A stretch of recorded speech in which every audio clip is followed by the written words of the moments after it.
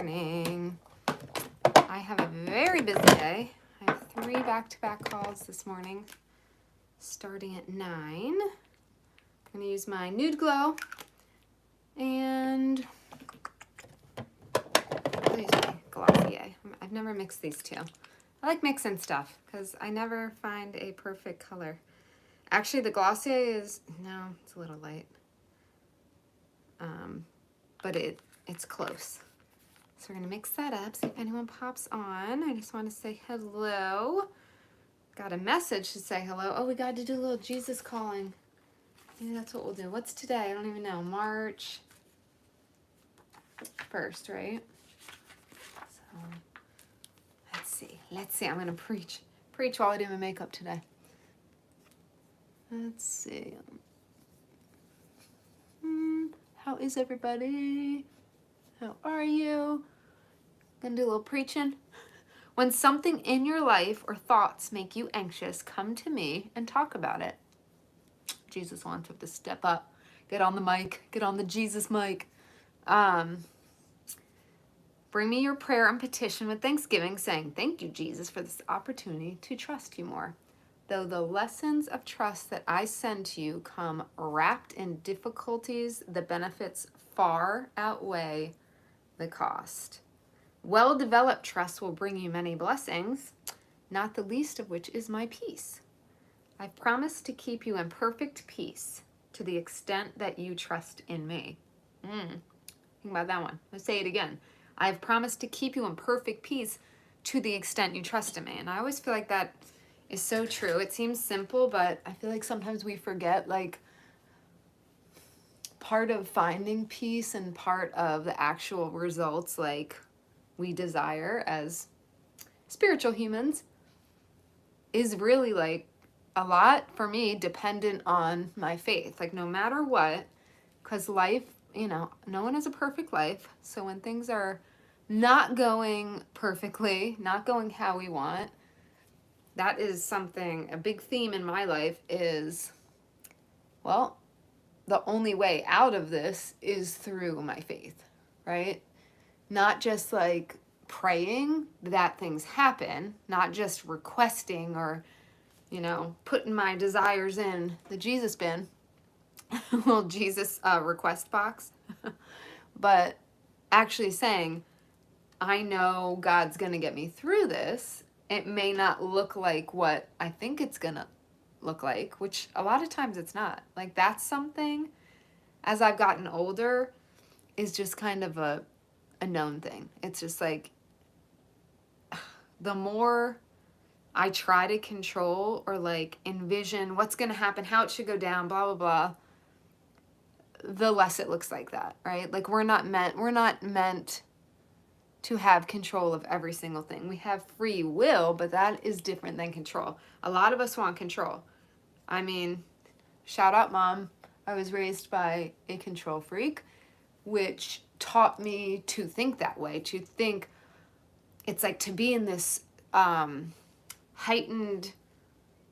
stressed out kind of mode that I was in a lot of my life because I wanted control of things. Not people necessarily. Well, I'm opinionated, so I would give opinions which could come off as control, as it should. It's not the best characteristic. It's one thing to have your opinion, but I've learned now, I wait for people to ask my opinion. If they want it, I will share my opinion. I've got plenty of them. But what I've learned in the last 5 years, maybe, is, like, people don't, you know, you're not them. You don't know their story. You don't know what they need and desire. I'm going to use this. And if someone asks, I give their opinion. I'm a coach. Obviously, it's a big part of my career. And I'll preach my opinion on here. And if people want to listen, great. If they don't, they can just, you know, X out, whatever. But when you are a control freak in life, when you want to control the outcome of everything, when you want to control, you know, even with your kids, there's an example, right? Even with Cora, I'm very like, yes, there's certain things I'm guiding her to do right and wrong, but I also let her make a lot of decisions herself that my mom didn't let me make, like because of fears and stuff, right? Like, for example, Cora got really injured in gymnastics this summer. My mom is very, very, and it's all from anxiety. It's not like from a bad place, but my mom has a lot of anxiety. So growing up, I was very adventurous and wild by nature. Just, you probably could figure that, right? But she really put a limit to what I could do and wouldn't let me go places or do things, especially as I got older and all my friends were doing this and that. And I feel like, in a way, I missed out. And then when I got out of college, when I was like, felt like when I was in college, I still felt under like the thumb of my parents, kind of, you know. When I got out of college is when I started to really like wild out because I feel like I was like in this box. You can't do this, you can't. And then I was like, so I just got like even a little more free, which I think is good. But with Cora, like her gymnastics, that's the thing she keeps wanting to go back to. And she got really injured and it did scare me. And like, so she didn't go back first semester. I was like, she's going back to in-person school.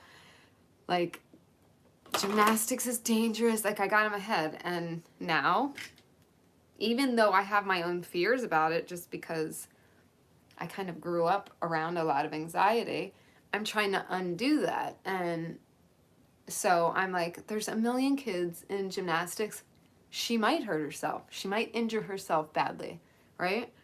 But I also, you know me, if you follow me, you know I am so about follow your heart and do what lights you up.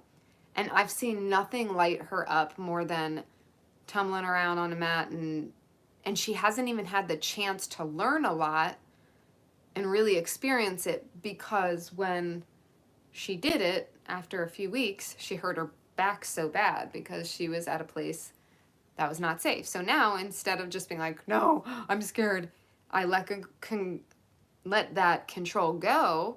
And now it's like, well, I just did some research, found somewhere that is every single coach is actually a gymnast, whereas these people were like off the street people they hired for the summer and didn't know what they were doing. Even the manager said, like, yeah, they didn't know what level she was. They didn't know that she wasn't that far along yet. So they had her flip off this like tall mat, didn't tell her what to do. They're just like, okay, so she flipped off, didn't know how to land essentially. And they also had a really like a hard mat instead of like a cheese mat. Is that what they call it? The bigger, instead of a cheese mat. So she not only landed, just cracked on her back, but it was on a hard mat. So went to the doctor. She was injured. She did have tendon pulls and I don't know, all sorts of crap in her back. And it was like really annoying because we were going on vacation like in 5 days or something. And she couldn't swim, but then the doctor said, pump her full of Advil, see how it goes, and just, tell her to listen to her body. If anything hurts at all, stop. So she did some swimming and it was okay, but she couldn't really swim, and she couldn't go back to her swim lessons anymore for the rest of the summer. She couldn't do any more gymnastics. She couldn't like run her, So, okay, not the end of the world, right? People get injured. So my point is, I decided it's a choice. Like, you're going to have fears, but it's a choice to have courage and get past that fear anyway. I always say, God, people have no idea how strong I am because I have so many anxieties about so many things. Like I said, I love my mom, but growing up in that environment, she basically told me to be afraid of people, right? Like, made me very paranoid about like people are gonna kidnap you, people are gonna like, just in my head, to where I didn't trust a lot of people. That put a wall up with me in general. And then I loved adventures. I loved roller coasters. I loved just, adventure. And she kind of taught me or coerced me against some things that I wanted to do. I really, really wanted to even, actually this was after college, I wanted to get a job, like go to California to pursue my TV. I majored in TV production. I did acting and anchoring, and I really wanted to be on camera. I loved it, and I was taking acting classes, and I really wanted to go, and so I was planning it. I actually went to California with my friends. We looked at different areas. I worked at Discovery Channel here, and we looked at the one there that's in Santa Monica. I'm gonna do my eyeliner. Sorry I'm not telling you what I'm using, but I'm blabbing because this is more important right now than the makeup. So I was like ready to go. We even looked at pricing to get our cars from here, like to take some ferry, or I don't know, there was some stuff, like, you know, putting a budget together, all that. And then my mom and my brother basically like had an intervention about how I couldn't leave and this and that, and it's too far from family, and they pounded in that fear in me. And that's something, I'll be honest, I think my mom knows, but we don't talk about this stuff a lot, so sorry. Sometimes she watches this. Sorry, Mom. Sorry I'm blasting this, but I think it's important, and I get it. I'm not trying to dog her. She had incredible anxiety, okay? But there is resentment because I really wanted to go. Now, my life worked out great. I met my husband. I don't ever have regrets, but there was resentment for a while of like, I want to do this and that, right? Oh shoot, where's my mascara? I definitely need mascara. Sorry, that's weird. Where are you? Here it is. So, better than sex. So, my point is, I didn't get to do certain things because of my mom's like need for control, which translated later, even as an adult, into my own fears or need for control. And what I've learned is, despite fears or despite the need for control or knowing how things end up or wanting things to go a certain way and they don't, and the worst feelings we have in life are because we're trying to fight what reality is, right? Like, the reality is, let's say I go for a job. I'm not going for a job, but let's say I did and I don't get the job. Something that I started even in my 20s doing, because I worked in television production, it was very competitive. Discovery Channel was like, everyone was going for jobs there. And I was up for a job, 300 applicants. They interviewed tons of people, and I got down to the top 2. I went back for like 2 or 3 interviews. Was like so excited. I was like, oh, this is it. I was working with James Cameron. Like, what? It was the coolest thing ever. And the producer called me and he said, Christy, I'm so sorry. Like, you are amazing, blah, blah, blah. But this girl just had a little more actual journalism experience than you. Because I was like mostly just TV production, and they wanted a little more journalism. And I was crushed, right? But even then, I remember I was like, I can't live my life being crushed by things not going how I want. So you have to change your perspective, right? And I was like, you know what? I know, like, we have to remind ourselves, I know God has a path for me. This isn't it. It's not it. I can't get crushed by it, right? So that has carried through since that, just with everything in life, where it's like, I mean, even when my dad was sick, that was the hardest time of my life. Talk about me and God upset with each other. I assume he was upset with me for yelling at him in the middle of the night and punching my car steering wheel. That happened. But not everything, a lot of things are not going to go our way. We were never, ever, ever guaranteed or told, yeah, life's going to go perfectly for you. Like, if you have faith, everything's going to go perfectly. That's not a thing. But if you have faith, you're first of all going to feel better. I can guarantee that, because you don't have that stress and that need to control everything. You're just like, okay, I'm going to give it to God. And bigger picture, like, I'm just going to trust that things are working out as they are. There's things in my career right now, like, I want more. But I have to know that, like, this is on God's timeline. We are on, like, borrowed time. It's not our timeline. This is not like, oh, the people are like, I want to get married by this date. Maybe that's your line. Maybe it's your timeline. Maybe it's not. But God's in control. So us trying to pretend that we are kind of cute in it. And do we want to be in control? Because let's be honest. Let's be honest here. Do we really want to be in control? Because I can guarantee you, God knows what he's doing more than we do, right?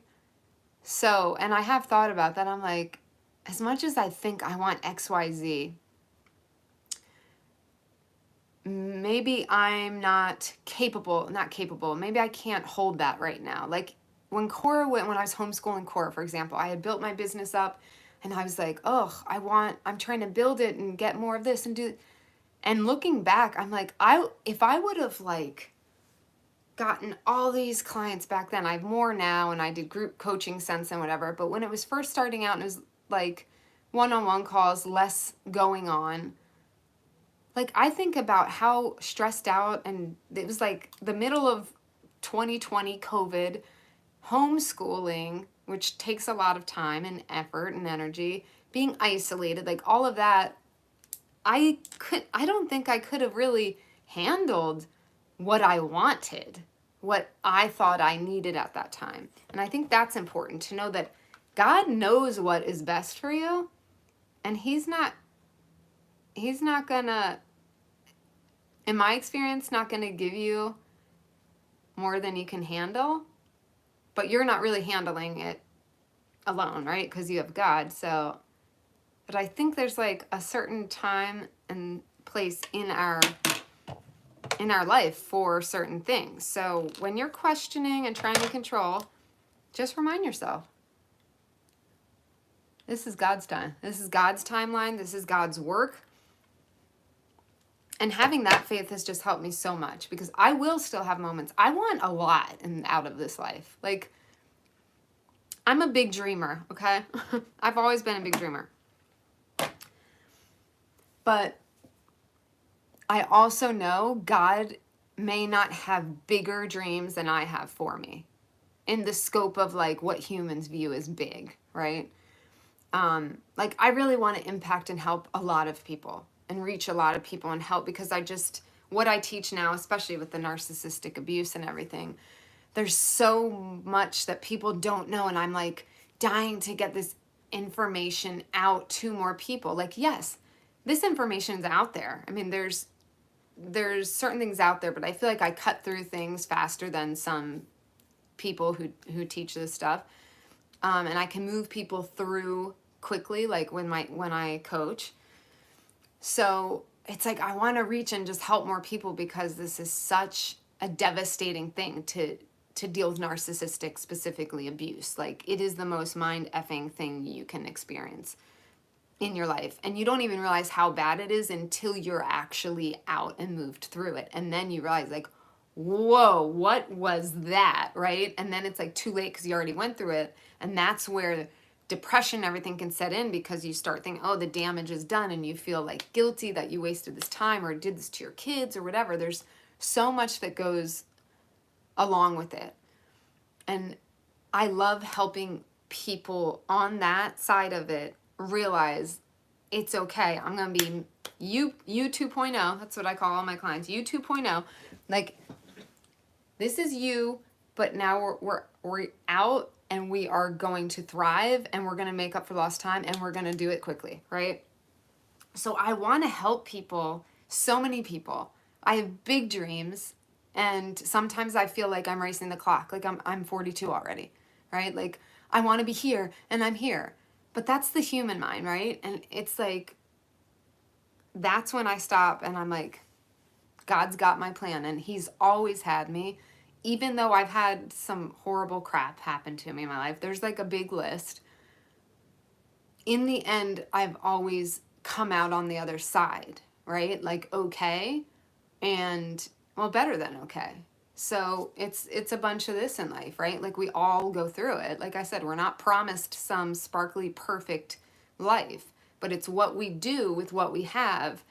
And in my case, turning like the pain of abuse into helping other people, and also into appreciating what I have now and how I came through that. And now here I am, like, and it's proof, I think, helping my clients, it's proof to them, well, if she is on the other end of this and is thriving, then I can too, right? So I think having that faith and the courage it's key. That's your TED Talk for today.